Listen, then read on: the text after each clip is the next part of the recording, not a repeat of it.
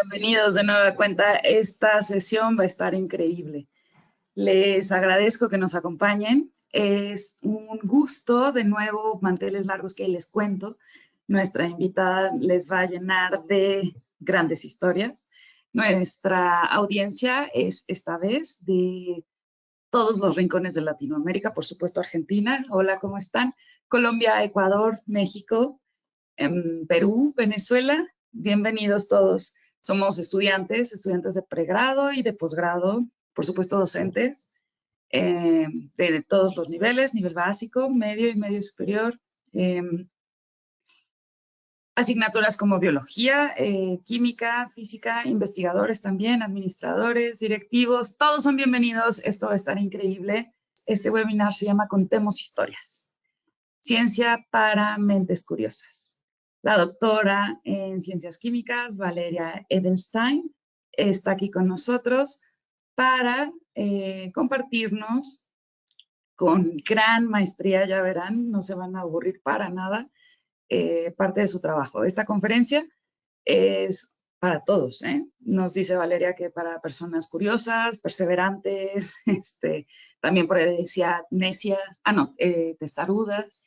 Así que yo creo que aquí cabemos todos. Valeria es doctora en Ciencias Químicas por la UVA y es diplomada superior en Enseñanza de las Ciencias en Flaxo. Actualmente se desempeña como investigadora del CONICET, es el Centro de Formación e Investigación en Enseñanza de las Ciencias, y es coordinadora del equipo de capacitadores de Ciencias Naturales de nivel primario en Escuela de Maestros de la Ciudad de Buenos Aires. Ha dictado durante ya años el taller exploratorio de las ciencias, laboratorio de ideas para nivel primario, del cual es creadora. Es autora de más de 30 artículos en revistas nacionales e internacionales con referato y tiene numerosas participaciones en congresos nacionales e internacionales en su especialidad. También es creadora y co-conductora del podcast Contemos Historias sobre historias de las ciencias y sus protagonistas. Cofundó el proyecto Científicas de Acá, para la visibilización de mujeres que hicieron y hacen ciencia desde Argentina. Escribe una columna mensual de ciencia para el diario Tiempo Argentino desde el 2022 y ha sido columnista, guionista y asesora científica en distintos programas de televisión como La Liga de la Ciencia, Todo tiene un porqué, en radio y medios gráficos y digitales. También guionó y condujo los micros de ciencia de Cuenta la Historia, que basado en Contemos Historias por el canal Encuentro. En 2019 participó del International Visitor Leadership Program en Hidden No More to Support Women in Science and Technology, organizado por el Departamento de Estado de Estados Unidos. Es autora de contenidos para textos escolares, de 15 libros de divulgación científica para niños y adultos. Súper activa en Twitter, síganla por favor, @valearvejita. Y la verdad yo estoy muy contenta de que nos haya permitido invitarla y que haya aceptado con tal rapidez. Es un gusto. Valeria, por favor, da tu plática. Espero con ansia qué nos vas a contar hoy. Fantástico, bueno, acá estamos, es un placer para mí por estar compartiendo este espacio y contar historias, que es algo que a mí me gusta mucho hacer, pero que además creo que es una buena manera de introducir ciertos temas y de dar lugar a algo que a veces quienes hacemos ciencia por ahí nos olvidamos un poco, que es la parte más humana de hacer ciencia, ¿no? La parte más la intrínseca a nosotros como seres humanos, como seres que construimos socialmente ese conocimiento científico. Entonces, creo que, y pensando en docentes, pensando en estudiantes, pensando en investigadores que quieran hacer también un poco de comunicación de la ciencia, es que hoy voy a contarles dos historias que a mí me gustan muchísimo. Son dos historias que a mí me sorprendieron, algo que creo que tiene que pasar para que podamos contar historias de ciencia e interpelar al público es que a uno mismo le pase eso, ¿no? Que uno le lea y diga, "Ay, yo no sabía esto, no puedo creer cómo no lo superan, lo tiene que saber todo el mundo, porque no puede ser que haya gente en la vida que no conozca esta historia increíble de la ciencia". Entonces ese es el primer paso, y después, bueno, sí, obviamente hay un proceso de armarla, de construirla, de generar la atención, de ver cómo se cuenta, pero sobre todo ponerle este punto a la emotividad, a la emoción, al entusiasmo de contar ciencia, para tratar también de contagiarlo, ¿no? Que ese es en última instancia lo que estamos buscando cuando hacemos comunicación científica. Excelente. Entonces, vamos a arrancar con la primera historia, que les decía, es una historia que a mí me parece espectacular. Cuando yo la leí no lo podía creer, ya la leí hace un par de años. A mí me gusta mucho escuchar podcast de ciencia, y entonces esta es una que encontré en un podcast de ciencia. Después estuve investigando mucho sobre este tema porque me parecía fascinante, y es una historia que comienza hacia, digamos, fines del siglo XV. Hacia fines del siglo XV, la Iglesia Católica no permitía las prácticas con cadáveres humanos. Pero en el año 1482, un papa, el Papa Sixto IV, modificó las reglas del juego y habilitó la disección de los seres humanos, pero únicamente en los cadáveres de delincuentes que hubieran sido ejecutados públicamente, ¿no? Entonces, la idea era, démosles un castigo extra a estos criminales, ¿no? Hasta ese momento no querían hacer disecciones en cuerpos humanos porque era ultrajar esos cuerpos, pero acá permitieron la idea de, bueno, este señor lo condenamos a la horca, lo ahorcamos, lo descolgamos y lo podemos abrir para estudiarlo. Con lo que no contaba el Papa cuando emitió esa bula, era con que algunos cientos de años después, en particular hacia fines del siglo XVIII, las escuelas de medicina iban a empezar a ser cada vez más numerosas, iban a florecer en Europa, y entonces las ejecuciones públicas ya no iban a ser suficientes para satisfacer la demanda de cadáveres, ¿no? Cada escuela de medicina, cada patólogo quería su propio ahorcado y no alcanzaban. Y así es como surgió un oficio muy particular, que era el de los desenterradores. Como se pueden imaginar, los desenterradores lo que hacían era ir hacia las tumbas fresquitas y las saqueaban por la noche. Y no sé, el tema es que, claro, ir y saquear una tumba es algo que a la gente que enterró ahí a la persona no le resulta muy agradable. Y cuando se empezó a correr la voz de estos saqueadores de tumbas, sus seres queridos dijeron, bueno, de alguna manera tenemos que proteger los cementerios. Entonces empezaron a armar toda una serie de artilugios, jaulas, por ejemplo, que rodeaban a las tumbas, ponían vigilancia, pero claro, eso lo podían hacer los ricos, porque como sigue habiendo hoy en día, hay zonas en las ciudades que son zonas más de ricos, hay zonas que son más de pobres, y así como había zonas de ricos y zonas de pobres, también había cementerios de ricos y cementerios de pobres. Entonces los cementerios de los ricos estaban muy bien custodiados, y en cambio los cementerios de los pobres no, y entonces los desenterradores podían seguir haciendo su trabajo sin mayores problemas. Entonces, las tumbas que saqueaban eran las tumbas de las personas pobres, y los anatomistas, a cambio de un módico precio, conseguían materia prima para sus investigaciones y para sus clases. Un negocio bastante macabro que justificaban de alguna manera, porque gracias al trabajo de los desenterradores, es que conseguimos incrementar bastante nuestro conocimiento sobre el cuerpo humano. Hasta ese momento, lo que sabíamos de medicina no era tanto, de anatomía sobre todo. Sabíamos por mirar desde afuera cómo era más o menos el cuerpo humano y por algún tipo de analogía con otros animales. Pero gracias al trabajo de los desenterradores y a las escuelas de medicina y a los patólogos, es que empezamos a conocer un poco más cómo funcionaba el cuerpo humano por dentro. Y pese a este origen bastante turbulento, el conocimiento que se estuvo obteniendo pareció resolver un misterio que preocupaba a los médicos hacia mediados del siglo XIX, que es lo que se conoce como síndrome de muerte súbita del lactante, o sea, las muertes repentinas e inexplicables de bebés sanos. Lo que pasó fue que empezaron a comparar los resultados de las autopsias que se les hacían a estos bebés que estaban afectados por la muerte súbita, con los registros que tenían de las disecciones que habían logrado a partir de los cuerpos que obtenían con los desenterradores. Y a notar, ellos abrían y decían, quizás encontramos algo distinto, quizás hay algo que es más grande, hay algo que es más chico, hay algo que falta, hay algo que sobra. Efectivamente, encontraron que una glándula, que es la glándula del timo, ¿no?, que tenemos por ahí como figura en la imagen, parecía que las criaturas que habían muerto de muerte súbita tenían la glándula del timo agrandada. Y entonces empezaron a pensar cómo eso podía tener alguna relación con las muertes. En el año 1830, un médico propuso una hipótesis que era bastante plausible. Lo que dijo es, quizás el timo, que está agrandado, aprieta a los vasos, a la tráquea de los bebés mientras están durmiendo, y entonces les provoca asfixia. Esta idea fue bastante aceptada, y de hecho recibió un nombre que fue el de asma tímico.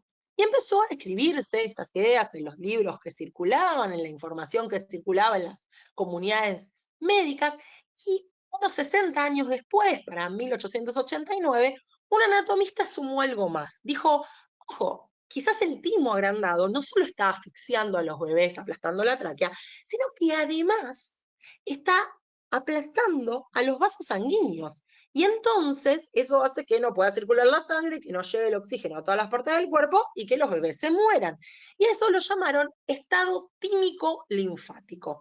Y las descripciones y los informes de estos casos de enfermedades empezaron a aparecer en artículos médicos, como les decía, en libros de texto, y claro, en poco tiempo la solución pareció evidente.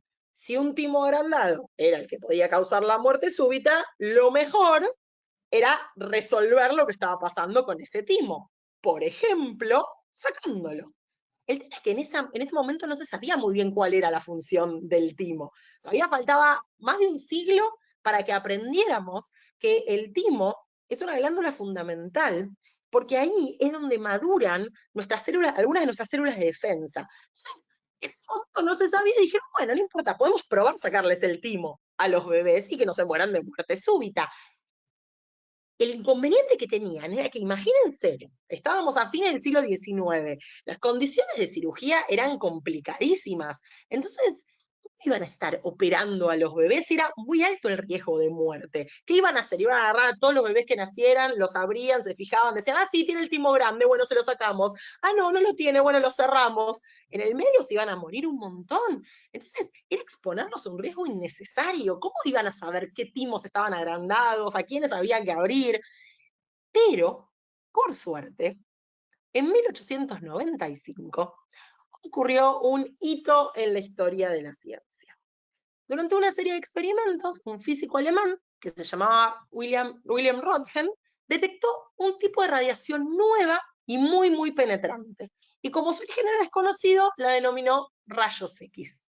Y en experimentos subsiguientes, Röntgen usó placas fotográficas para mostrar que los objetos eran más o menos transparentes a los rayos X, eso obviamente dependía del espesor, pero que nos permitía ver adentro del cuerpo sin necesidad de abrir a nadie.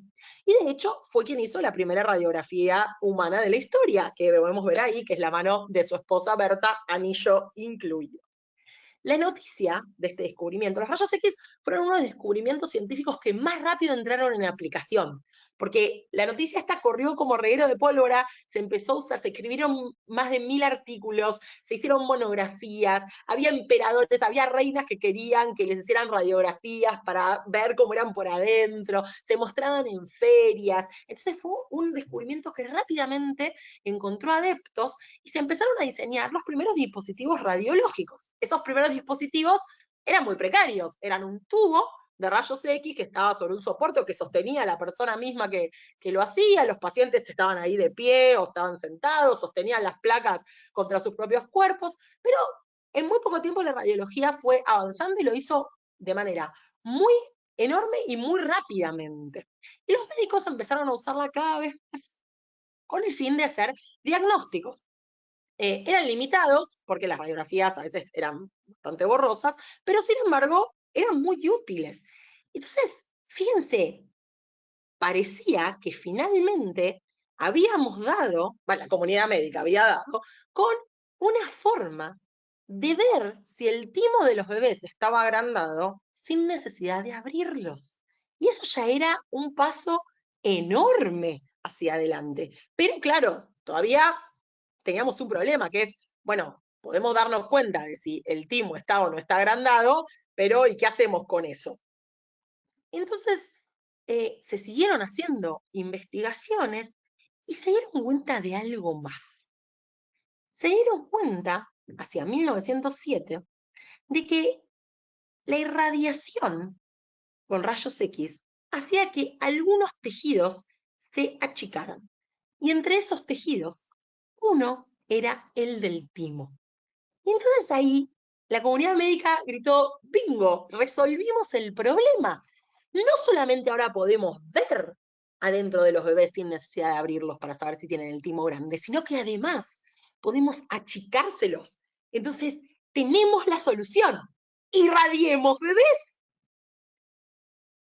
En ese año, en 1907, se informó el primer caso exitoso del uso de irradiación para reducir el timo en un paciente que había sido tratado con rayos X durante 96 minutos. En esta imagen no se ve, porque es una representación, pero el cuerpo en realidad lo cubrían con una lámina de plomo para protegerlo. Y la irradiación desplazó rápidamente a la cirugía como el tratamiento de elección para los casos en los que se detectaba el timo agrandado, y prácticamente se empezó a recomendar en todos los libros de texto. Incluso algunos médicos sugerían directamente irradiar en forma preventiva a los recién nacidos. Estabas mal visto si como padre o madre no llevabas a irradiar a tu bebé, porque no estabas precaviendo esa muerte súbita. Durante 40 años, el proceso de irradiación del timo fue una práctica común. Y durante todo ese tiempo, los equipos de rayos X fueron mejorando. Sin embargo, a lo largo de esos 40 años, la práctica de irradiación no estuvo libre de controversias. No había un gran consenso entre los médicos acerca de si el asma tímico y el estado tímico linfático eran de verdad enfermedades. La evidencia no era muy conclusiva. La comunidad médica estuvo dividida durante mucho tiempo, pero pasó algo peor, que es que las autopsias, porque los bebés seguían muriéndose de muerte súbita, las nuevas autopsias que se hacían sobre bebés no irradiados empezaron a mostrar algo raro. Y es que el tamaño del timo de esos bebés no era más grande. Piensen que ya habían pasado siglos de prácticas médicas. Ya teníamos mucha más información acerca de cómo era el cuerpo humano, cuánto medía cada órgano. Y lo que estaban encontrando una y otra vez en las autopsias era que el timo de los bebés no estaba agrandado. Pero entonces, si el timo de los bebés no estaba agrandado, eso no era lo que había causado la muerte súbita. ¿Cómo podía ser? ¿Qué es lo que había pasado? ¿Se acuerdan de dónde sacaban los desenterradores los cuerpos? Piénsenlo un segundo. Eran de las tumbas de los pobres, no eran de cualquier tumba. Y hoy sabemos dos cosas que en ese momento no sabíamos. La primera es que el timo es una glándula que involuciona. Eso quiere decir que a medida que crecemos se hace más chica. Y la mayoría de los cuerpos que se desenterraban no eran de bebés o de chicos, eran de adultos. Entonces, de por sí, el timo lo tenían más chico. Pero hay algo más. El estrés, como por ejemplo el estrés que sufre una persona que no tiene que comer, que está atravesando una hambruna, que sufre muchas enfermedades por vivir en la pobreza, ese estrés hace que el timo se achique también. El timo de la mayoría de las personas que habían desenterrado, los desenterradores en los cementerios pobres, era un timo más chico que el normal. Los bebés no tenían el timo más grande. Los bebés nunca habían tenido el timo más grande. Los timos de los bebés que habían sufrido muerte súbita en realidad tenían un tamaño normal. Y si los timos tenían un tamaño normal, y el asma tímico linfático y el estado tímico nunca habían existido, entonces los tratamientos de irradiación habían sido absolutamente innecesarios. Pero eso tampoco había sido lo peor. En 1949 se informó el caso de un nene de 5 años que había desarrollado cáncer de tiroides, exactamente en el lugar en el que había sido irradiado. La tiroides es una glándula que está muy cerca del timo y es muy sensible a los rayos X. En el afán por reducir el timo, la tiroides había sido irradiada también. Al año siguiente, otro estudio mostró que de 28 pacientes que tenían menos de 18 años, todos tenían cáncer de tiroides. Nuevos estudios mostraron en años subsiguientes que el cáncer de tiroides era hasta 100 veces más frecuente en las personas que habían sido irradiadas de bebés. Y se estima que alrededor de 30.000 personas tuvieron cáncer de tiroides como resultado de la terapia de radiación. Y alrededor de 10.000 murieron de eso. Y además, quienes no enfermaron, al día de hoy, porque hay gente que está viva hoy que fue irradiada en su infancia, todavía sufren las consecuencias, porque tienen mayor riesgo de desarrollar cáncer de tiroides y de mama. ¿Qué nos queda? Bueno, nos queda el triste consuelo de saber que este órgano incomprendido, el timo, proporcionó una plataforma que fue clave para el desarrollo de la radiología pediátrica como especialidad, y quizás, como una cruel ironía de esta historia, una de las posibles acepciones que tiene la palabra timo, que viene de la palabra griega para la planta de tomillo, es quemar en sacrificio. Y un poco eso fue lo que hicimos. Quemamos miles de vidas en sacrificio para aprender de nuestros errores, que es lo que hace la ciencia todo el tiempo. Aprende de sus errores para mejorar, y en el camino a veces tiene estas consecuencias catastróficas. Pero la ciencia sigue siendo la mejor herramienta que tenemos para tratar de entender el mundo y de intervenir sobre él. Ahora viene la pausa para respirar hondo, porque esta es una historia intensa.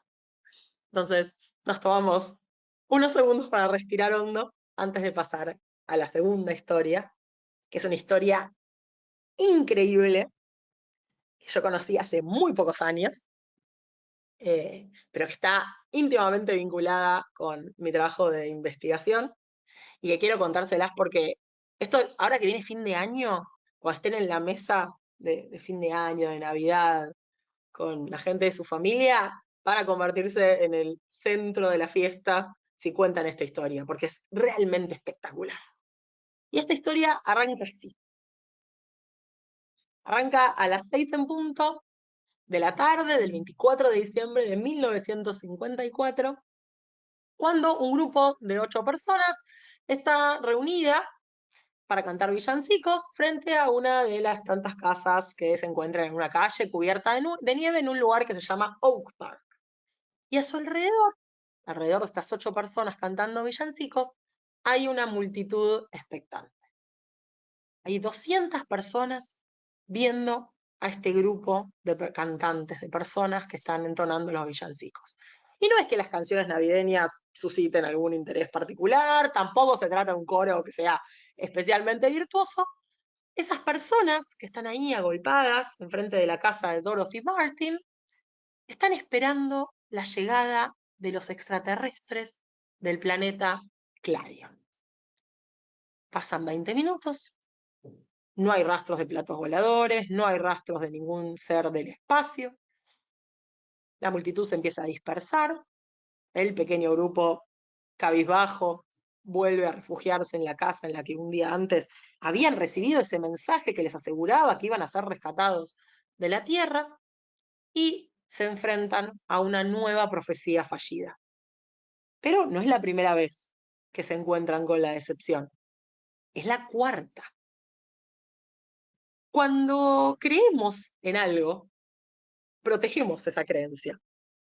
Muchas veces incluso aunque se nos presenten pruebas irrefutables de que es falsa.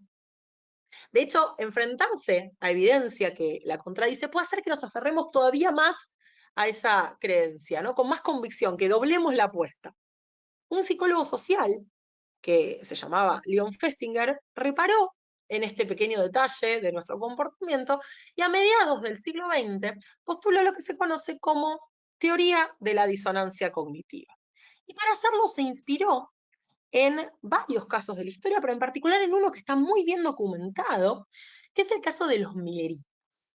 Los mileristas eran un grupo de cristianos del siglo XIX que seguían las enseñanzas apocalípticas de este señor, William Miller, que era un predicador baptista, y que después de hacer años de cálculos sobre fechas de la Biblia, declaró públicamente que iba a ocurrir el segundo advenimiento de Jesús, de Cristo, entre el 21 de marzo de 1843 y el 21 de marzo de 1844.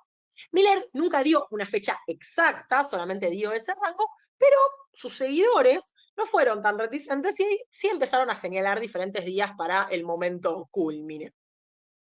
Primero dijeron el 23 de abril, después dijeron a fines de 1843, lo esperaron en ambas fechas y Cristo nunca llegó.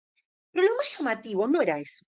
Lo más llamativo era que con cada predicción fallida, el grupo, el movimiento milerista, parecía fortalecerse. Y ante las repetidas decepciones, sus miembros se enfervorecían cada vez más, se volvían seguidores cada vez más fieles y trataban de conseguir más adeptos.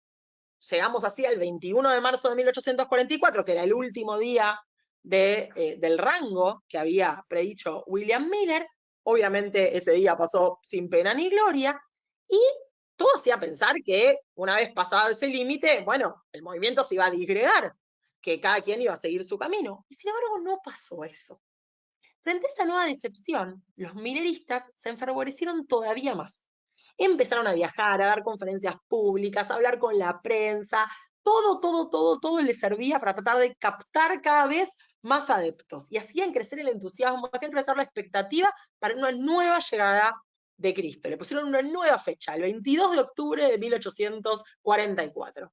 Como obviamente saben, o si no se pueden imaginar, Jesús tampoco volvió ese día, y esa devastación emocional hizo que muchos de los miembros efectivamente abandonaran el grupo. De hecho, este evento se conoce como la Gran Decepción, el Gran Chasco, tiene una entrada en Wikipedia y lo pueden ver, e hizo que el movimiento se dividiera en varios grupos. Algunos volvieron a sus iglesias anteriores, otros se perdieron por ahí, y muchos otros trataron de explicar esta falla en la predicción no como un error de Miller, sino como un evento que ocurrió de manera distinta. Y de hecho, de ese grupo se desprenden quienes actualmente son adventistas del séptimo día. O sea, hay gente que sigue creyendo, pese a haber visto su creencia refutada una y otra vez. Sí, como decíamos, inspirado en esta historia, en la gran decepción, en el gran chasco, Festinger propuso su teoría de la disonancia cognitiva. ¿En qué consiste esta teoría? En general, idealmente, las personas tratamos de ser coherentes, ¿no? Entre lo que opinamos y las actitudes que tenemos, por ejemplo, ¿no? Entonces, si políticamente sostenemos alguna idea, después nuestras actitudes sociales van a estar en consonancia con esas ideas que sostenemos, ¿no? Hay excepciones, uno puede decir, bueno, hay gente libertaria que está en contra del derecho al aborto y eso no es coherente, o hay personas que saben que fumar es malo para la salud y fuman igual. En general, tratamos de que haya cierta consonancia. Cuando eso no ocurre, cuando por ejemplo alguien que fuma sabe que fumar es malo para la salud y sigue fumando, ¿qué es lo que solemos hacer? Solemos tratar de racionalizar de manera más o menos exitosa estas inconsistencias. Entonces, por ejemplo, alguien que insiste en fumar va a decir, bueno, yo disfruto tanto de fumar que la verdad es que vale la pena hacerlo. O las posibilidades de que mi salud se resienta no son tan altas, en realidad. Y entonces voy a seguir fumando y más o menos puedo convivir con ese ruido, con esa inconsistencia. Pero eso no pasa siempre. A veces las personas no conseguimos explicar o racionalizar nuestras inconsistencias, y en esas circunstancias aparece un malestar psicológico, algo que nos hace ruido, que nos incomoda. Dos elementos cognitivos que no encajan entre sí. A esas incoherencias, Leon Festinger las llamó disonancias. Y lo que dijo es que frente a esta aparición de disonancias, su hipótesis frente a esta aparición de las disonancias era que las personas podíamos tomar dos actitudes posibles. Una era sentirnos motivados a tratar de reducir la disonancia, porque esa disonancia es un ruido molesto que no queremos tener, y además, otra actitud posible sería tratar de evitar activamente todo aquello que aumente la disonancia, ¿no? ¿Qué quiere decir esto? Volvamos a la persona fumadora, por ejemplo. Frente a la disonancia de saber que fumar es malo para la salud y seguir haciéndolo, la opción más sencilla, por ejemplo, sería cambiar un elemento de nuestra conducta. Sí, claro, bueno, dejar de fumar. Sabemos que eso es más difícil, ¿no? A veces los cambios esos ocurren, y otras veces hay resistencia, porque el cambio involucra una pérdida o un dolor, por ejemplo, porque el comportamiento que estamos teniendo es tan satisfactorio que no queremos dejar de sentir esa satisfacción. Entonces, otra opción sería incorporar nuevos elementos cognitivos, dice Festinger, ¿no? Dice, la persona podría empezar a buscar material que critique la investigación que pretende mostrar que fumar es malo para la salud, y eso haría reducir la disonancia. Y al mismo tiempo podría evitar leer material que elogie esa investigación, y eso sería evitar que aumente la disonancia. Y una tercera opción, nos dice Festinger, es que la persona cambie su ambiente, que se rodee de otras personas que piensan lo mismo que la persona fumadora.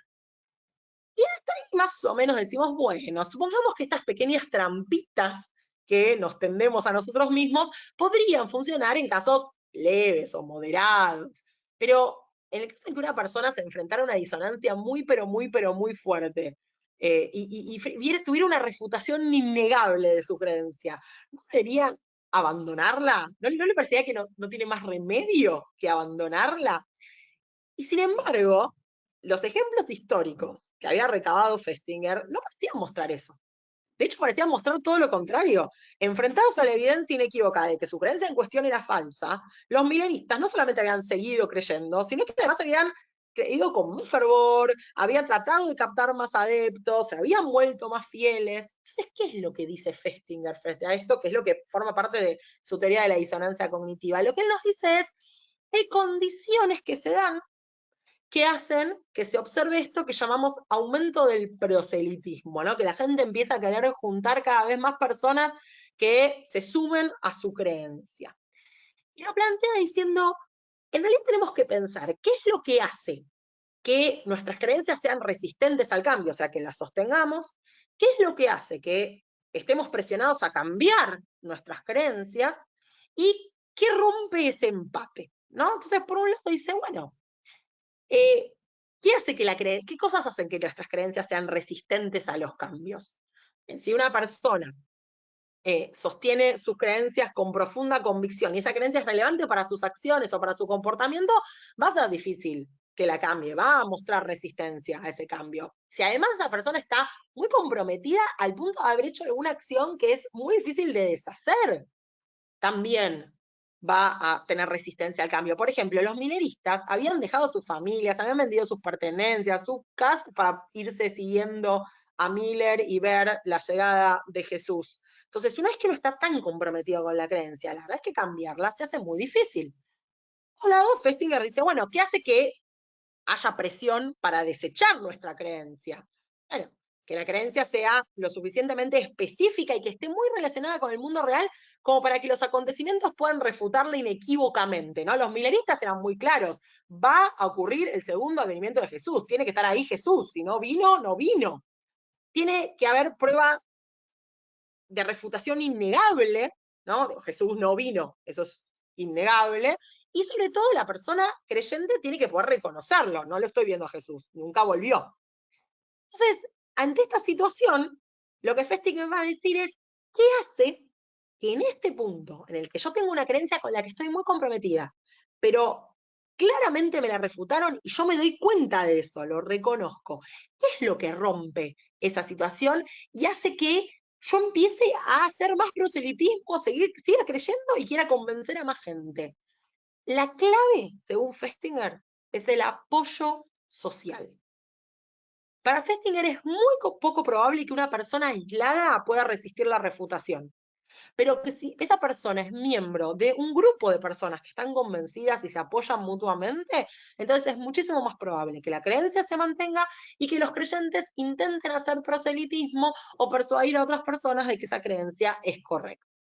Hasta este punto, podríamos decir, en las ideas de Festinger son muy interesantes. Está buenísimo lo que está planteando como hipótesis, parece encajar con los ejemplos históricos, pero es que tampoco hay tantos ejemplos históricos, la documentación es escasa. Entonces, tenemos un problema, que es, quienes hacemos ciencia nos gusta ir a contrastar nuestras hipótesis con el mundo real. Pero claro, ¿de dónde iba a sacar Festinger un grupo humano que se comportara como los mileristas, pero en pleno siglo XX? Y algo así debía estar pensando cuando, un día, a fines de septiembre de 1954, se cruzó con una historia en un diario, en el Chicago Tribune, que se titulaba Profecía del planeta Clarion, llamada a la ciudad, huyan de la inundación. Nos sumergirá el 21 de diciembre, un ser del espacio exterior le dice a una habitante de los suburbios. Esa habitante de los suburbios era una ama de casa de 50 años que se llamaba Dorothy Martin, y ella sostenía que recibía mensajes de un ser del espacio exterior, al que denominaba Sananda. Ese ser, Sananda, era parte de un grupo de seres extraterrestres superiores de otro planeta que se llamaban los Guardianes, que habían estado visitando la Tierra por años en sus platos voladores, y le habían comunicado a pocos elegidos del planeta Tierra, entre ellos Dorothy Martin, que iban a empezar a ocurrir eventos cataclísmicos, y en particular iba a haber una inundación catastrófica que iba a dejar bajo el agua a Estados Unidos y a un montón de otros países el 21 de diciembre de 1954. Meses después de eso que estaba leyendo en Festinger en el diario. Y esos seres del espacio iban a venir a rescatar a aquellos que creyeran en Sananda. Festinger leyó esta historia y descubrió que Dorothy Martin no era la única que estaba convencida de que el mundo se iba a acabar en el 21 de diciembre de ese año, sino que tenía un grupito pequeño de entusiastas que la seguían, que habían dejado sus trabajos, que habían vendido sus posesiones, que habían abandonado a sus hijos, que habían abandonado a su familia, por la fuerza de su convicción. Entre ellos incluso había uno de bastante renombre, que era este señor, Charles, que era profesor de la Universidad de Michigan. Y fíjense que en este momento Festinger se encontró con la situación que exactamente la situación que necesitaba. Era justo lo que quería. Podía investigar en vivo y en directo qué iba a pasar cuando la gente experimentaba una crisis muy grande en sus convicciones. ¿Cómo iba a responder esta ama de casa y todo su grupo de seguidores cuando no llegaran los extraterrestres del planeta Clario, cuando no hubiera una inundación catastrófica y llegaran a rescatarlos? Si la hipótesis de Festinger era correcta, lo que tendría que pasar es que en lugar de abandonar sus creencias, encontraran la manera de reducir su disonancia cognitiva, y para eso reforzaran el proselitismo, empezaran a convocar a más fieles, a tratar de persuadir a más y más personas para que se sumaran a sus filas. Entonces, dada esta situación, que parecía casi mágica, Festinger hizo lo que cualquiera de nosotros hubiera hecho antes de que existieran los comités de ética, que fue infiltrarse él mismo y su grupo de colaboradores en el movimiento de Dorothy Martin. Y rápidamente se dio cuenta que los miembros del movimiento estaban haciendo un gran esfuerzo para convencer a otros, por lo menos por el momento. Aparentemente, esa salvación que les prometían iba a estar reservada a algunos pocos elegidos. Entonces, a lo largo de varias semanas, junto a sus colaboradores, a sus secuaces, se ganó la confianza de los miembros del grupo, participaron en las reuniones, registraron las conversaciones, hicieron observaciones de sus movimientos, y finalmente terminaron volcando todo en una obra de 1956, que es un clásico de la psicología cognitiva social, y que se llama When Prophecy Fails, que recomiendo muchísimo que lo busquen y lo lean, porque está contado como una novela. Es un placer leer este libro, es una historia increíble, pero voy a spoilearles un poquito, les voy a contar qué fue lo que pasó. Esta gran inundación que iba a ocurrir al amanecer del 21 de diciembre, iba a sepultar bajo el agua, iba a inundar todas las tierras de Estados Unidos, y entonces quienes creyeran en Sananda tenían que ser rescatados antes de que ocurriera la inundación. Por lo tanto, la primera predicción respecto de la llegada de nuestros hermanos espaciales no nos tomó muy por sorpresa cuando, al mediodía del 17 de diciembre, Dorothy recibió una llamada telefónica de un hombre que dijo ser del espacio exterior y que les informó que un plato volador iba a aterrizar en su patio trasero a las 4 de la tarde. Entonces Dorothy le transmitió el mensaje a todo el grupo, que rápidamente empezó con los preparativos, porque para viajar en una nave espacial había que quitarse, por ejemplo, todo el metal que llevaban encima, entonces se sacaban cinturones, cremalleras, botones, incluso los envoltorios de papel aluminio de chicle, era algo que consideraban esencial. Es muy gracioso porque en el libro cuentan que uno de los investigadores tenía un arreglo en una muela y tenía miedo de que se dieran cuenta de que era metálico y que no lo dejaran seguir participando, y a la hora señalada salieron al patio. Pasaron 10 minutos y nada. Dorothy volvió a entrar en la casa, pasaron 20 minutos y nada. Fueron entrando de a uno hasta que 1 hora y media después, a las 5:30 de la tarde, sin rastros de los alienígenas, se encontraron todos en la casa, dentro de la casa, con la decepción, ¿no?, esta profecía fallida. Y discutieron qué era lo que había salido mal. Pero, por suerte, pensándolo en profundidad, llegaron a la explicación de que lo que debía haber pasado, que en realidad eso era solamente una sesión de práctica, ¿no? Era un entrenamiento. Los platos voladores ya iban a llegar en su momento, pero todos tenían que estar bien entrenados, entonces los extraterrestres los estaban poniendo a prueba, no querían dejar librado al azar ese rescate. Esa misma noche, afortunadamente, Dorothy recibió un nuevo mensaje. Era urgente, el plato volador estaba descendiendo en ese preciso momento en el patio de su casa. Salieron, esperaron hasta las 2 de la mañana y nada. Y así llegó la segunda decepción. A la mañana siguiente, afortunadamente, los seres del espacio exterior tranquilizaron a Dorothy con un nuevo mensaje muy largo y ellos siguieron creyendo que todavía había tiempo. Alrededor de las 10 de la mañana del 20 de diciembre llegó un nuevo mensaje de los hermanos espaciales que hizo que el grupo se pusiera exultante, porque estábamos ahí nomás de la inundación. Fíjense que no faltaba nada, faltaban horas para la inundación. Exactamente a medianoche, un hombre del espacio iba a llegar a la puerta de la casa de Dorothy Martin, iba a escoltar al grupo hacia un plato volador que estaba estacionado, y con eso iban a ser rescatados. A las 11:30 de la noche todo estaba listo, el grupo estaba en pleno en el living de la casa de Dorothy Martin, estaban sentados esperando que avanzaran los minutos, mirando las agujas del reloj. Se hicieron las 12, las 12:05, nadie había tocado la puerta, el silencio entre los miembros del grupo ya era incómodo, y solamente estaba interrumpido por un teléfono que sonaba cada tanto. Eran periodistas que querían conocer las novedades, porque algo se había empezado a filtrar respecto de este grupo.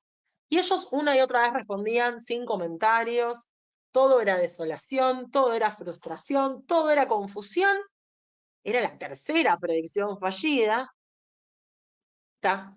que cuando faltaban 15 minutos para las 5 de la mañana, Dorothy Martin convocó nuevamente a todos los miembros para anunciarles que había recibido un nuevo mensaje. Y sí, el cataclismo, la inundación no se había producido, pero no porque la predicción había sido fallida, sino porque el pequeño grupo de Dorothy Martin había despedido tanta luz, con su convicción, que había salvado al mundo de la destrucción. Y no solo eso, en sucesivos mensajes, los hermanos celestiales urgieron a los creyentes, a Dorothy Martin y todo su grupo, a empezar a contactar a los diarios y a las radios para llevar el mensaje de Navidad para la gente de la Tierra. Estas novedades fueron recibidas con toda la alegría por el grupo, que rápidamente empezó a comunicarse con todos los medios a los que podían acceder a las 6:30 de la mañana. Habían contactado a los diarios locales, a los servicios de cable de noticias nacionales, en los días siguientes hicieron entrevistas. Eso era algo que no habían hecho hasta ese momento. En la tarde del 23 de diciembre, Dorothy recibió un nuevo mensaje que pronosticaba acontecimientos épicos para la Nochebuena.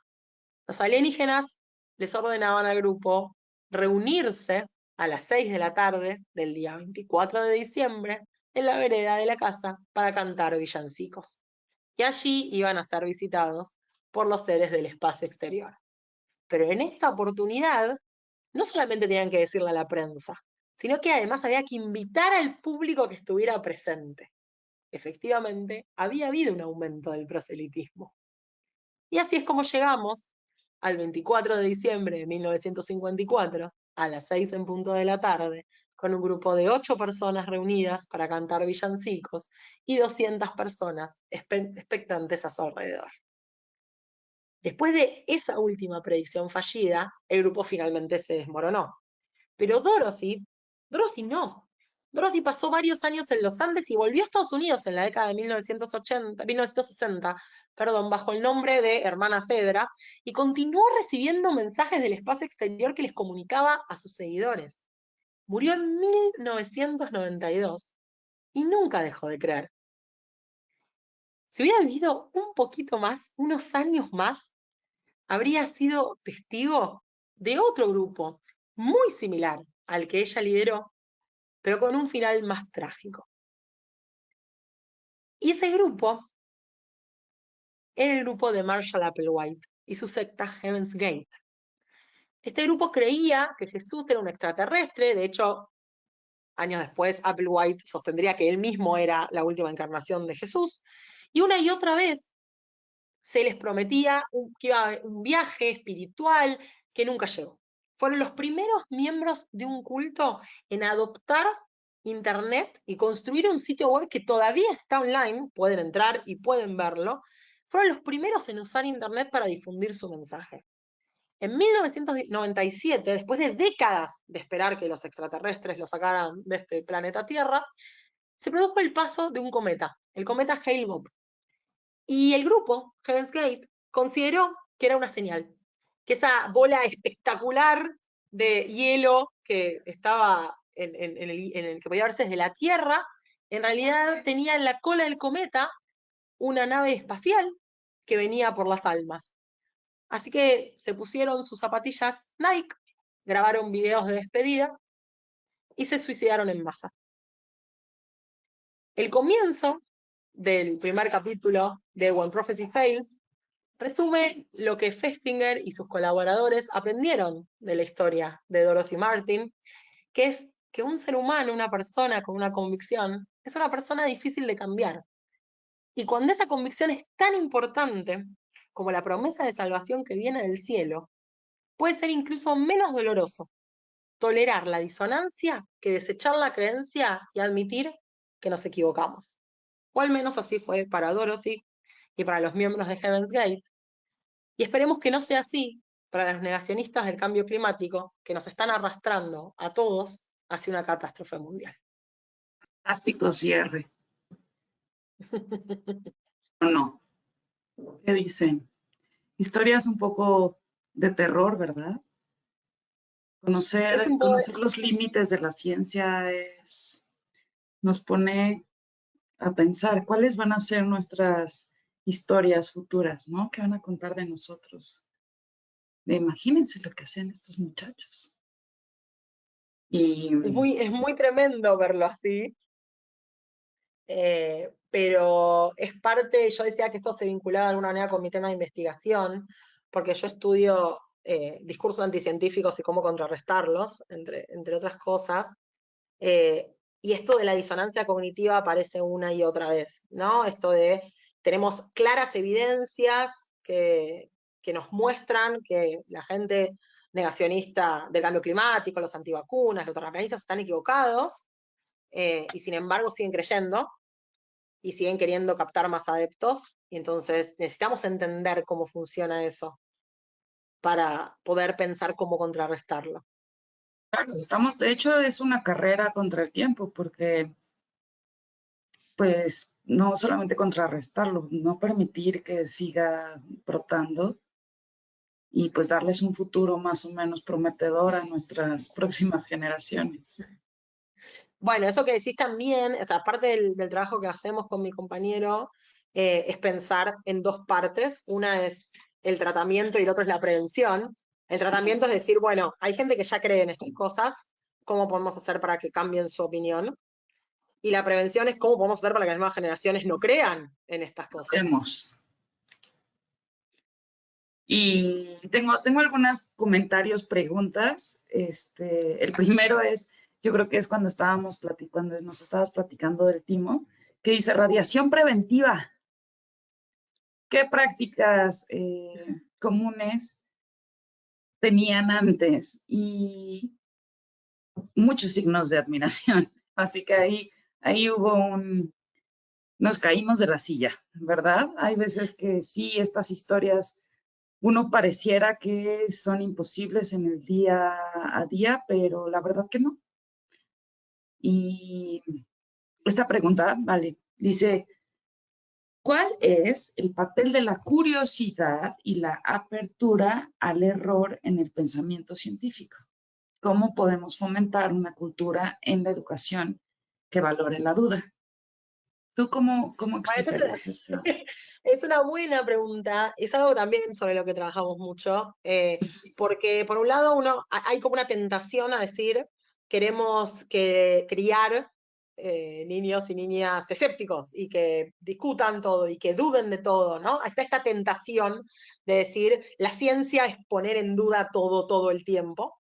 Pero en realidad no funciona así la construcción de conocimiento científico. No estamos poniendo en duda todo el tiempo porque no podríamos construir nada, porque tendríamos que empezar de cero todas las veces, ¿no? Tenemos obviamente un montón de consensos a los que llegamos a lo largo del tiempo con abrumadora evidencia científica, y nos paramos sobre esos consensos y nos sostenemos en esos consensos y construimos a partir de ahí. Y si bien es cierto que hacia adentro de la comunidad científica hay discusiones que no están saldadas, y es sano que eso pase porque es la manera que tenemos de avanzar, es distinto pensar qué pasa hacia adentro de la comunidad y qué pasa con respecto al público no especializado, qué pasa en la educación también, ¿no? Entonces hay que hacer esa distinción, me parece. No es que en la comunidad científica estamos todos de acuerdo en todo el tiempo, pero lo que se comunica hacia el público no especializado sí son los consensos. Hay un consenso claro de que las vacunas son seguras y efectivas, de que hay un cambio climático de origen antrópico, de que la Tierra es una esfera achatada de los polos. Entonces, frente a esos consensos sí se comunican hacia el público no especializado, y ahí lo que necesitamos es fomentar no el escepticismo, sino la confianza en expertos, que es una pata fundamental en la educación en general, en la alfabetización científica. Casi todos somos ignorantes en casi todo, ¿no? Yo sé un poquito sobre química orgánica, muy especializada de físico-química orgánica, porque es lo que dice mi tesis y mi postdoctorado, pero después yo no sé sobre asiriología, sobre economía, sobre física de partículas, sobre arqueología, yo no sé nada sobre todo eso, sé muy poco sobre todo eso. Entonces, ¿qué me queda? Y me queda confiar en expertos. Yo estoy sentada ahora en mi casa con un techo sobre mi cabeza y no creo que eso se vaya a caer ahora, porque confío en que quien construyó el edificio era una persona experta. Me subo a un ascensor y no pienso que se va a caer, porque confío en que lo que construyó era una persona experta. Abro la canilla y tomo agua potable porque confío en que la potabilizó una persona experta. Consumo antibióticos porque confío en que fueron desarrollados por expertos que además los chequearon e hicieron un seguimiento farmacológico y demás. Y lo hacemos todo el tiempo. Entonces, no podemos evaluar de primera mano la evidencia. Y a veces también hay una tendencia en la educación a querer fomentar esto de hacer todo de primera mano, ¿no?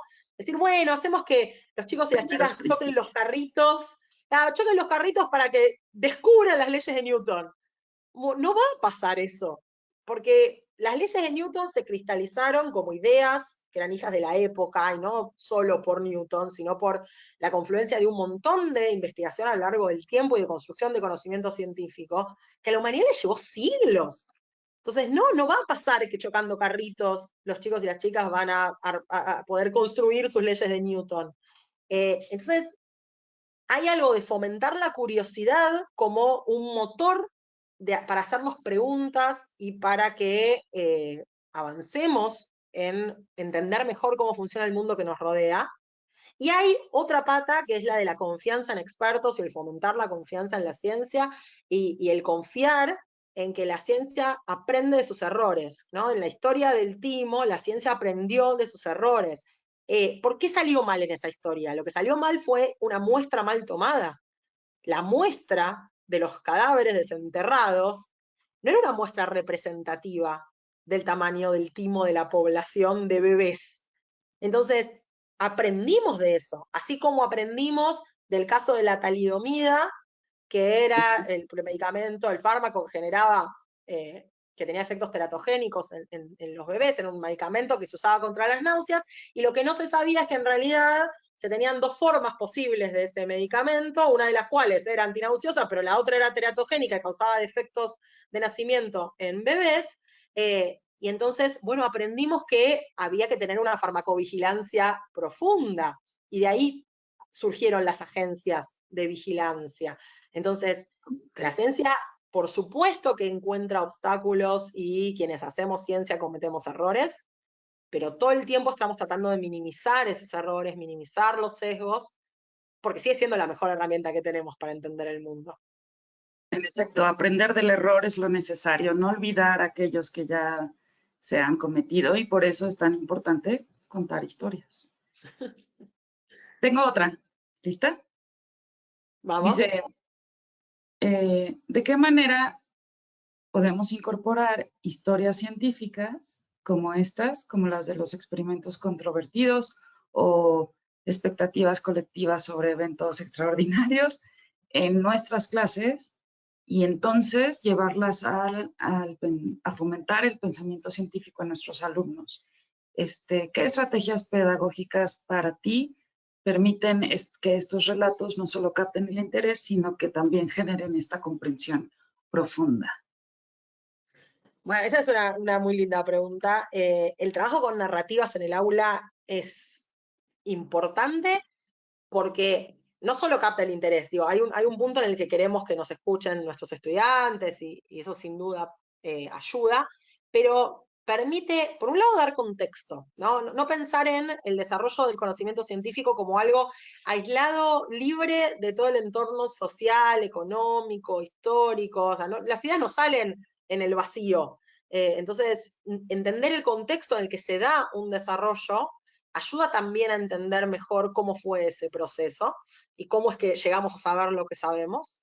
Entonces, por un lado está bueno en ese sentido contar las historias y se pueden incorporar desde varios ángulos. Uno es ese, ¿no? Es pensar este contenido que yo tengo que dar, ¿qué inserción histórica puedo darle? ¿No? Algo que se suele dar, por ejemplo, mucho en nivel medio, que son modelos atómicos, tienen por detrás una historia que va más allá de contar, bueno, primero vino Dalton y Dalton dijo son pelotitas, y después vino Thomson, y Thomson dijo, no, en realidad son pasas de uva metidas en un budín, y después vino Rutherford, ¿no? Además, muchas veces la historia se cuenta como Rutherford en realidad, si Rutherford quería probar que Thomson estaba equivocado, no, estaba haciendo otra cosa, y encontró resultados que no cerraban con el modelo que tenía, y dijo, bueno, tendré que emparchar el modelo. Pero el punto es, detrás de eso, hay una historia de cómo se desarrolló ese modelo atómico que es muy valiosa. Y es muy valiosa porque hay una entrevista que le hicieron a Richard Feynman, premio Nobel de Física, pero además un excelente comunicador de la ciencia. En una entrevista le preguntaron, supongamos que estuviera por acabarse el planeta, se está por destruir el planeta Tierra y vienen unos extraterrestres, como en el planeta Clarion, vienen unos extraterrestres y vos tenés que pasarles de la manera más condensada posible la información más importante que la humanidad logró, el contenido más importante, el descubrimiento más importante que la humanidad logró en toda su historia. ¿Qué le dirías? Y Richard Feynman responde, todo está hecho de átomos. Y es hermoso porque la pregunta que hay por detrás es ¿cómo llegamos a saber que todo está hecho de átomos? ¿Cómo hicimos para llegar a esa conclusión si los átomos no los podemos ver? Bueno, esa historia por detrás de cómo llegamos a saber que todo está hecho de átomos es una historia muy rica para trabajar en el aula y que para mí da pie a trabajar modelos atómicos. Tampoco es que nos estamos yendo de la currícula, es contar ese contexto que hizo, cómo llegó Lavoisier a plantear lo que planteó y cómo Dalton retomó eso, preguntarnos si en realidad Demócrito y Leucipo, los antiguos griegos, sabían que el universo estaba hecho de átomos. Podríamos decir que sabían cuando decían el universo está hecho de átomos. ¿qué quiere decir saber algo? ¿No? ¿Qué quiere decir conocer algo? Entonces se puede trabajar todo eso, como modelo atómico es un caso que me parece que es muy claro, y después también se puede trabajar desde otro ángulo, que no es solamente la inserción histórica, sino el hablar sobre, por ejemplo, la correspondencia que hay entre aquello que estamos viendo cuando hacemos un experimento y nuestras construcciones teóricas. Hay una historia muy, muy simpática, que es la historia de cómo de Gevesi, que fue un químico que ganó el premio Nobel, logró desarrollar los marcadores radiactivos, los trazadores radiactivos que hoy se usan para hacer marcación en un montón de técnicas distintas. Y la historia incluye una anécdota que él vino a trabajar en el laboratorio de Rutherford cuando era muy jovencito, en la época en la que Rutherford estaba trabajando con todos los materiales radiactivos. De hecho, Pierre y Marie Curie le prestaron a Rutherford el radio que usó para hacer su famoso experimento. O sea, ahí hay toda una confluencia de personajes trabajando en conjunto que es muy linda, porque también muestra la naturaleza colaborativa de la ciencia. Entonces, de Gevesi vino muy pobre, él había nacido en Hungría, en ese momento en Hungría, vino muy pobre, Rutherford le recomendó una pensión en la que vivir, y en esa pensión, la señora que manejaba la pensión era muy gritona, la pensión era sucia, pero lo peor de todo era la comida, porque de Gevesi sospechaba que cada vez que servían la comida y la gente dejaba en los platos algunos restos, todo eso lo volvían a juntar, lo ponían en la olla y lo usaban para cocinar al día siguiente o al otro. Y de Gevesi, pobre, sufría muchos problemas estomacales, entonces necesitaba efectivamente resolver si era la situación, si tenía que irse de la pensión porque le estaban dando la comida usada una y otra vez. Entonces primero encaró a la dueña de la pensión, que le dijo bajo ningún concepto, todo lo que yo sirvo es fresco, y entonces se le ocurrió un experimento. Dijo, voy a tomar prestado del laboratorio un poquito de torio radiactivo. Y entonces agarró el torio y se lo tiró a la comida, a su plato, y después llevó un electroscopio para medir la radiactividad, y unos días después encontró que emitía radiaciones otro plato, y dijo, ¿ves? Porque estabas usando esos restos de comida que yo dejé con torio, y la dueña de la pensión lo echó a de Gevesi, pero de ahí de Gevesi dijo, epa, si yo pude marcar esta comida para seguirla en el tiempo, puedo marcar otras cosas. Y así desarrolló los trazadores radiactivos que le valieron el premio Nobel. Pero lo interesante ahí es pensar qué fue en realidad lo que vio de Gevesi. O sea, cuando hizo el experimento de Gevesi, ¿qué detectó? ¿Qué notó? Dijo, acá está el torio. No, en realidad lo único que vio fue dos hojitas de oro que se separaban en el electroscopio. Y eso está todo conectado, no puede ser el caminito que lleva hasta decir, esto es el torio que está emitiendo radiación. Porque tengo algo que es observacional y que yo puedo conectar por medio de una serie de reglas hasta mi construcción teórica. Y eso es también un camino importante para hacer con los chicos y las chicas en el aula, ¿no? ¿Qué es eso? ¿Qué es lo que estamos viendo y cómo eso se conecta con nuestras construcciones teóricas? Cuando yo digo, Thomson vio el electrón, no vio el electrón. Lo que vio es un puntito que se prendía y su construcción fue, tienen que ser partículas muy pequeñas, cargadas negativamente. Podríamos decir que se inventó el electrón, ¿no? Lo inventó en un sentido teórico muy fuerte, porque no lo vio, no es que estaba ahí el electrón. Entonces, esas discusiones también se pueden llevar al aula y se pueden conectar, diría, con prácticamente todos los contenidos que trabajamos en ciencias, sobre todo en física y en química, que son los más, ¿no? Como los más directos, porque tienen muchas observaciones para hacer, hay mucho de experimental ahí. Muchas veces resultan contraintuitivas. Bueno, eso también, ¿no? Es como romper con eso que es el sentido común, que es la intuición. La ciencia tiene mucho de eso también, y es una parte muy atractiva. Sí, es lo que una vez que lo descubres, es lo que trae el gozo y el que te caiga el 20. Una más y estamos cerrando nuestro webinar que ha sido terrorífico, súper interesante y esperamos que hayamos llegado a muchas mentes muy curiosas para que esto siga su camino. Es digno de Halloween. Estamos ahí nomás ¿Verdad? de Halloween, el Día de los Muertos, así que Muy, vino con todo muy el ad hoc. terror junto.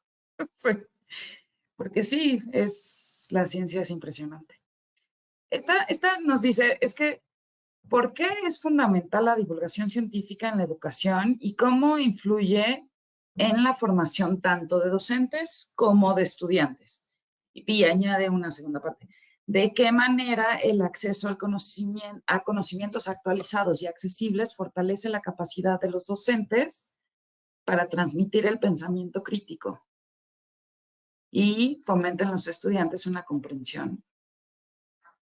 Oh, Bien, yo esto, haría, a ver, hay algunas distinciones, porque a veces pasa que quizás metemos todo en la misma bolsa y necesitamos desglosarlo, y está bien desglosarlo porque nos ayuda a pensar cuáles son nuestros objetivos y qué es lo que hacemos con cada una de nuestras actividades. Tenemos por un lado el periodismo científico, por el otro lado la comunicación de la ciencia y por el otro lado la educación científica. Entonces, el periodismo científico se va a encargar de contar las noticias de la ciencia y poder hacer crónicas y demás.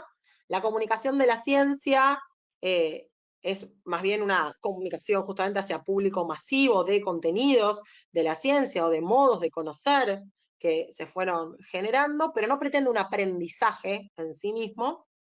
Y en cambio en educación sí estamos buscando que haya un aprendizaje, sin dudas. Entonces, si bien es cierto que podemos usar este tipo de historias, por ejemplo, como para generar ese primer gancho, ese primer entusiasmo, que es muy típico de la comunicación de la ciencia, si después queremos que haya un aprendizaje, vamos a tener que trabajar más en profundidad y de una manera diferente, con un abordaje distinto, con un abordaje pedagógico que esté pensado en función de qué es lo que queremos transmitir y cómo queremos que esos contenidos se puedan aprender. Entonces, primero esa, ¿no? Esa distinción. Ahora, si somos docentes y adquirimos más conocimiento, más información en general, más conocimiento en particular respecto de la ciencia, vamos a tener un abanico más grande de herramientas para poder trabajar en el aula. Y ahí es donde sí me parece que hay un cruce interesante, que es tener la posibilidad de apelar a diferentes recursos para poder mejorar nuestras formas de enseñanza. Entonces, quizás para ciertos contenidos es mejor abordarlo con una historia, quizás para otros contenidos hay que trabajar con analogías, y podemos ir pensándolo, pero tenemos esa caja de herramientas. Entonces, acceder a contenidos desde la comunicación de la ciencia permite eso, permite decir, bueno, ahora tengo estos nuevos elementos que puedo poner en juego cuando estoy trabajando en el aula. Entonces, sin duda hay ahí algo que es importante poder hacer en cuanto a actualización de contenidos, en cuanto a participación en seminarios, en actividades de comunicación científica y demás. Entonces, eso sí que me parece importante. Y en cuanto a lo que pasa con los estudiantes, el tener acceso a actividades de divulgación científica, más allá de pensarlas a nivel educativo, sino comunicación de la ciencia, muchas veces lo que permite es que conozcan diferentes, conozcan lo que a mí me gusta llamarlo universos posibles, ¿no? Es que conozcan gente haciendo cosas que ellos nunca se imaginaron que podían siquiera existir, ¿no? Entonces, sobre todo lo pienso, yo trabajo mucho en ciencia con perspectiva de género y esto de cómo hay menos mujeres trabajando en ciencia y tecnología a nivel mundial y por qué pasa eso y cómo correlaciona con lo que pasa en nuestra infancia y con el sistema en el que vivimos y cómo funciona la sociedad.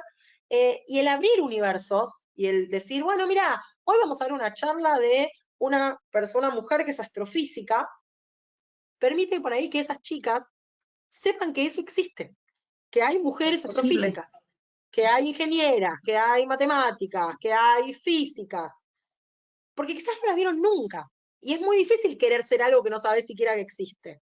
Entonces, abre esa puerta. No quiere decir que todas vayan a dedicarse a la ciencia, ni tampoco esa es la función. de la educación en ciencias, en absoluto, ¿no? Nosotros queremos darles herramientas a los ciudadanos y las ciudadanas para que tomen las decisiones más informadas posibles y tengan una mejor calidad de vida, pero quizás algunas de esas personas sí se dediquen a la ciencia.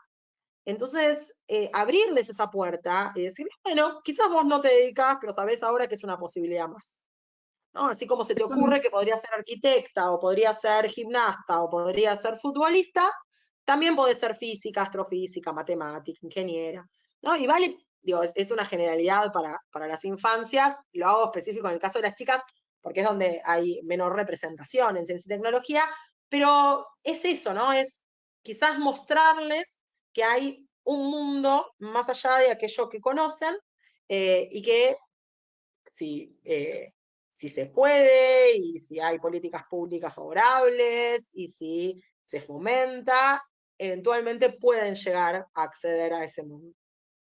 como bien dices, es un complemento. No es lo mismo, pero ayuda mucho.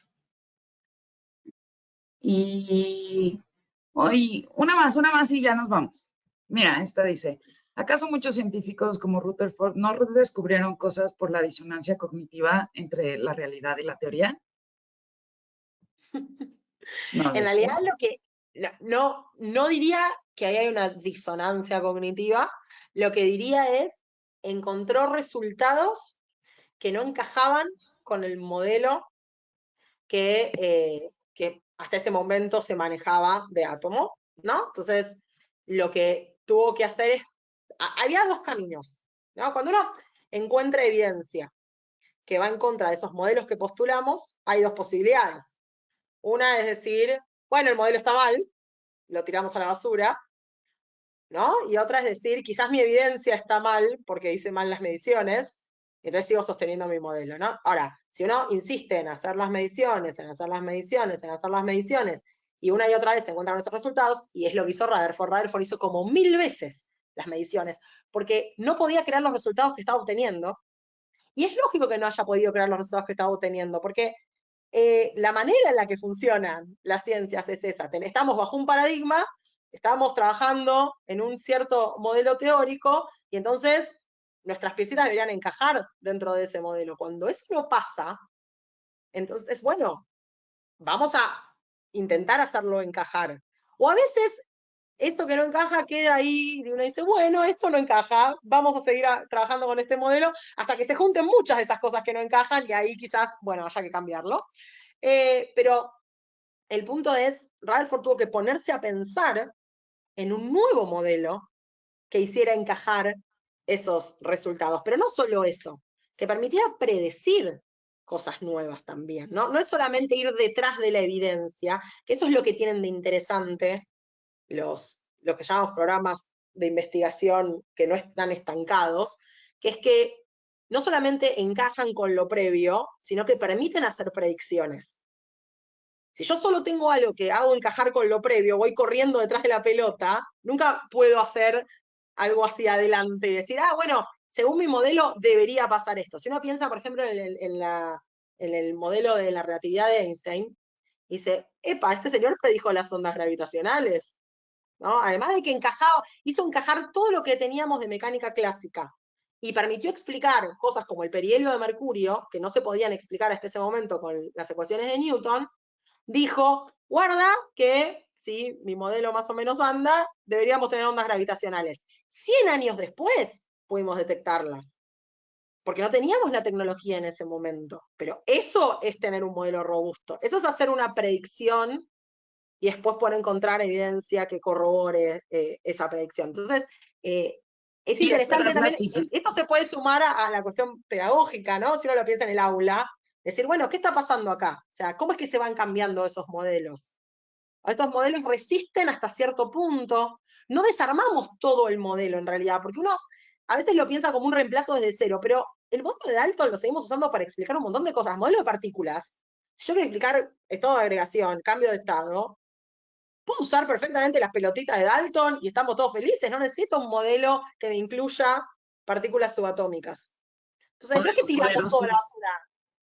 Dijimos, bueno, esto acá no, lo corregimos un poco, lo emparnollamos así, lo cambiamos, pero el núcleo duro sigue estando ahí.